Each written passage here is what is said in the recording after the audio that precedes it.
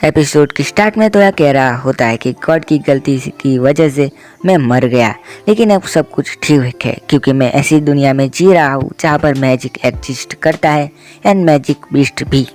लेकिन सब कुछ ठीक है क्योंकि गॉडेड ने मेरी पावर इम्प्रूव कर दी एंड मुझे मेरा स्मार्टफोन भी दिया है। एंड फिर वो एलिस की फ़ोटो खींच लेता है। बाद में तो यह कहता है कि हमने कैपिटल सिटी में लेटर देने का ही कमीशन क्यों लिया, जबकि हम ले सकते थे मेगा स्लाइम्स को मारने का।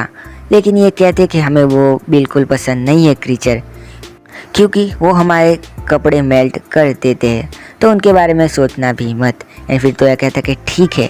एंड फिर उसे अचानक से कैसे आवाज़ आती है एंड हम देखते हैं कि एक भीड़ लगी हुई होती है एंड ये लोग वहाँ पर जाते हैं जहाँ पर कई लोग एक लड़की को कुछ कह रहे होते हैं। वहाँ पर एक आदमी कहता है कि तुम मेरे साथ चलो, तुम मेरी बॉडी के लिए अच्छी रहोगी और मेरी केयर भी करोगी।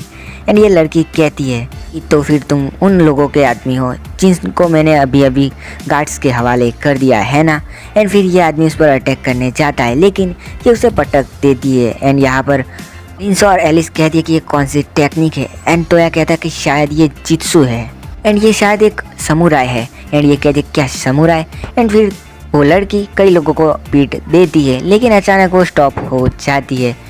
तोया और दो लड़कियां उनकी मदद करती है उस लड़की की। फिर कोई कहता है कि गार्ड आ रहे हैं, तो तोया उस लड़की का हाथ पकड़ के कहीं और जगह पर ले जाता है। ये एक और जगह पर होते हैं एंड ये लड़की तोया को थैंक यू कहती है उसकी मदद करने के लिए। ये लड़की अपना इंट्रोडक्शन कराते हुए कहती है कि मेरा नाम है कोकोनो याय, यानी कि मेरा नाम याय है एंड कोकोनो मेरी फैमिली का नेम है। एंड तोया भी अपना इंट्रोडक्शन देता है एंड याय कहती है क्या तुम एशियन हो। एंड ये कहता है कि वो नहीं, बट मैं वहाँ से कुछ सिमिलर जैसी कंट्री से हूँ। एंड फिर वो सोचता है कि ये लोग सोच रही है कि मैं एशियन हूँ। याय बताती है कि उसने अपने सारे पैसे जर्नी के दौरान खो दिए हैं। एंड अचानक से उसके पेट से अजीब सी आवाज़ आती है एंड वो एम्बेरेस हो जाती है।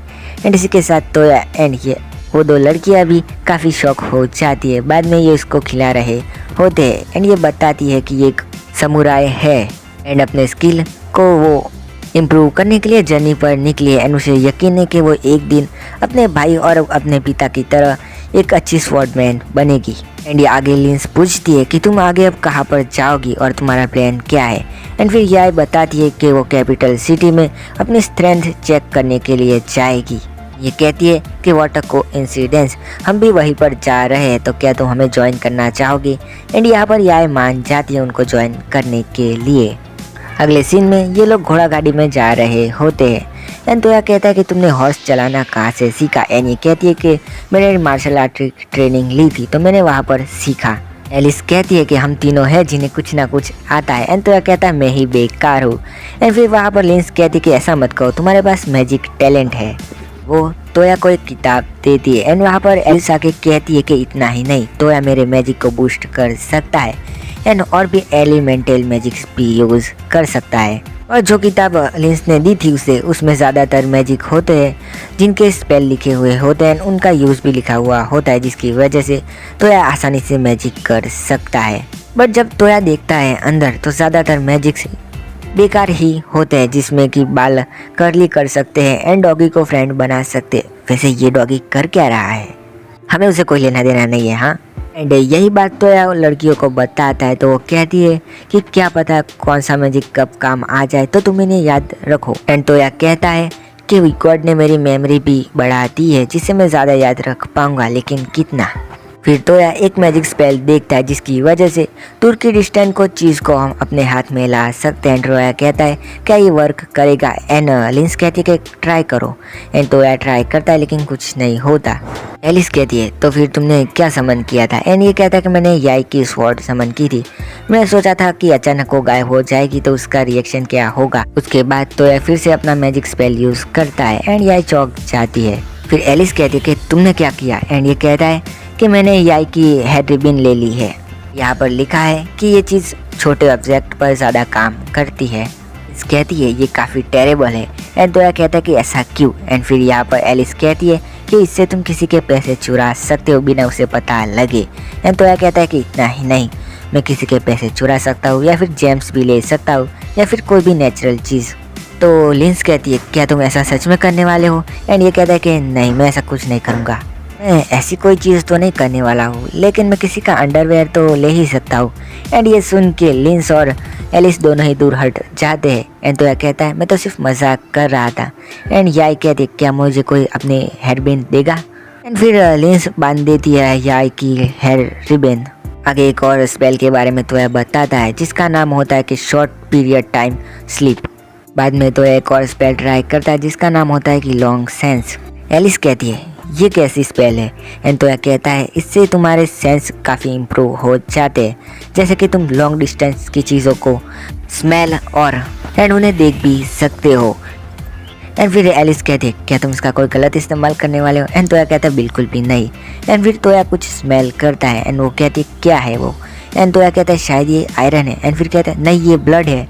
एंड फिर याई को उस तरफ चलने को कहता है। दूसरी तरफ हम देखते हैं कि कई क्रीचर्स ने अटैक कर दिया होता है एक बग्गी पर, और वहाँ पर तोया एंड लिंस और बाकी लोग पहुँच के उन क्रीचर्स को काफ़ी मारते हैं एंड उन्हें मार भी डालते हैं, लेकिन ये क्रीचर्स आ ही रहे थे बार बार। तब लिंस बता दिए कि कोई इन्हें समन कर रहा है, तो पहले हमें उसे ढूंढना होगा एंड उसे पकड़ना होगा, तब ये बंद होगा। एंड फिर तोया उस आदमी पर स्लीप मैजिक का यूज़ करता है एंड उसे गिरा देता है। उसके बाद ये उन्हें पकड़ लेते हैं। कुछ गार्ड उन्हें शुक्रिया कहते हैं। वो कहते हैं कि हमारे साथ गार्ड मारे गए हैं। एंड फिर उन्हें आवाज़ आती है कि कोई मेरे ग्रैंडपा की मदद करो। एंड ये बग्गी में जाते हैं एंड हम देखते हैं कि एक आदमी के चेस्ट में एरो घुस गया होता है। एंड तोया उसे कहता है लिंस को कि तुम अपना हील मैजिक यूज़ करो। एंड लिंस कहती है कि मैं अपना हील मैजिक यूज़ तो कर सकती हूँ, लेकिन उसके चेस्ट में अभी भी तीर गड़ा हुआ है, तो शायद उसकी बॉडी में ही रह जाएगा। एंड तोया कहता है कि यही बात है, तो मैं उसे निकाल देता हूँ, तब तो तुम हील मैजिक करोगी ना। एंड ये कहती कि हाँ। एंड तोया स्पेल करता है एंड उसके साथ वो एरो का पार्ट बाहर आ जाता है। एंड फिर ये हील मैजिक करते हैं, उस आदमी को ठीक कर देते हैं।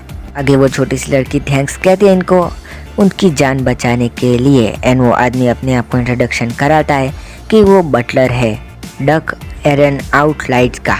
एंड ये तीनों झुक जाती हैं। तो यह कहता है कि क्या हुआ। एंड ये बताती है कि डक ज़्यादातर रॉयल सी होते हैं, मतलब कि किंग। आगे वो छोटी लड़की बताती है कि उसके पापा का नाम एल्फ्रेड एरन आउटलाइट्स है।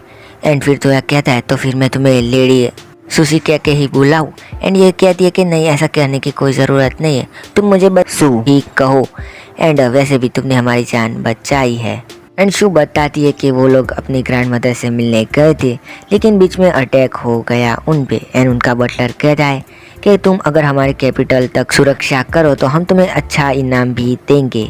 एंड ये लोग मान जाते हैं कि इनको भी रॉयल कैपिटल सिटी में ही जाना था। एंड फिर जाने लगते तब हमें पता चलता है कि इनका कैपिटल सिटी एक लेक पर बनी है, जिसकी वजह से इसे the capital city of lake भी कहा जाता है। एंड आखिर में ये लोग पहुंच जाते हैं कैपिटल सिटी में।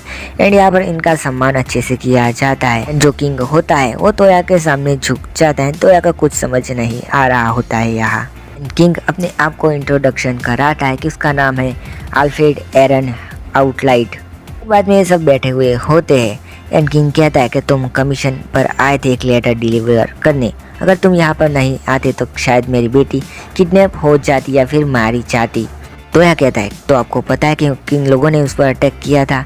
एंड फिर किंग कहता है कि ऐसे लोग होते हैं जो कि मेरी पोजीशन बर्दाश्त नहीं कर पाते, एंड उन्होंने ही ऐसा किया होगा। एंड तभी वहाँ पर सुसी आ जाती है। किंग उससे कहते कि क्या तुमने एलन को बताया। तो यह कहता है कि एलन कौन है। एंड ये कहता है कि एलन मेरी वाइफ है जो कि काफ़ी बीमार है एंड वो देख नहीं सकती है। एक बार मेरी बेटी और मेरी वाइफ पर एक एक्सीडेंट हुआ था, जिसकी वजह से मेरी वाइफ तो थोड़ी जख्मी हुई और बीमार हो गई, लेकिन मेरी बेटी बच गई। एंड तो यह कहता है कि आपने मैजिक यूज़ किया हीलिंग।